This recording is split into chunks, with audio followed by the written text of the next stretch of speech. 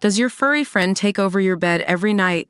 It's time to reclaim your space while giving them the comfort they deserve with the coldest, cozy dog bed. Don't wait. Check out the link in the video description to buy now on Amazon. A New Jersey bully brutally told friends to stop making a controversy out of it after they drove a fellow student to suicide, a lawsuit has claimed.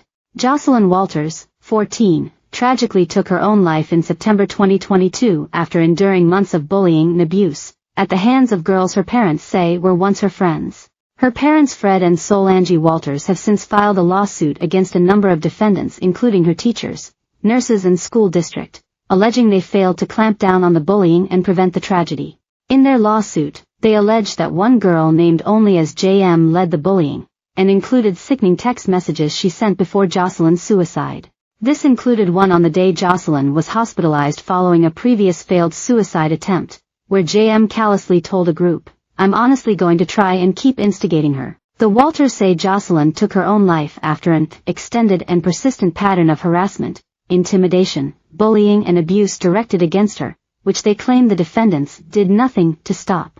Alongside the named defendants, the Walters lawsuit also lists 10 John and Jane Does who directly harassed, intimidated, bullied and or otherwise abused Jocelyn before her death.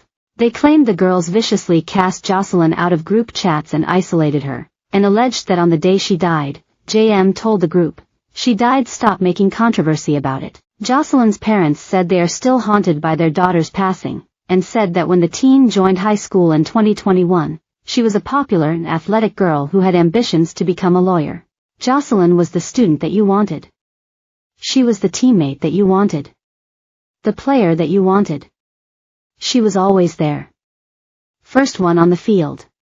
Last one off, Fred told Fox News.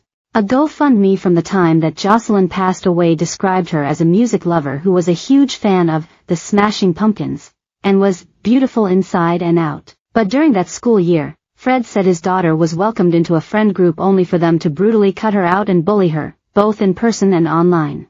The lawsuit singles out one person, named only as JM, who Jocelyn's parents say befriended her before casting her out and attempting to isolate her from others at school. They claim JM would taunt Jocelyn on social media, share her personal information online, kick her out of group chats, and crop her out of group pictures on social media. Walters' lawsuit alleges that this was a repeated pattern of abuse, but school officials did nothing despite ongoing and repeated complaints from Jocelyn's family to the school board and district. The high school, the board/district and the board defendants were aware of this conduct and did nothing to protect Jocelyn from harm, the complaint adds. Fred told Fox News that when his daughter joined high school, she made friends with JM, who lured her into the group by confessing private things to her and bringing her into her circle. "This group of kids actually slept in my house between Christmas and New Year's," he continued. "But, somewhere in January, from what I understand, there might have been some sort of text exchange, in a group chat, and then this girl just seemed to want to push her out. And what I understood before, and even more so after, was this seemed to be this girl's MO." Jocelyn first attempted suicide in March 2022, but survived the attempt and was hospitalized.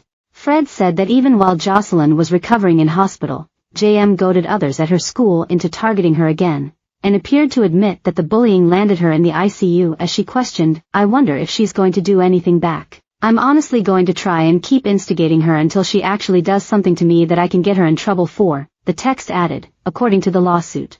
In August 2022, the month before Jocelyn's death, the lawsuit claims a nurse at a mental health clinic negligently doubled Jocelyn's antidepressant medication without knowing the dosage she was taking. It adds that the nurse also failed to notify Jocelyn's parents of her emergent condition. Fred said that the day his daughter committed suicide, he opened her bedroom door to find her deceased, and felt that the increase in medic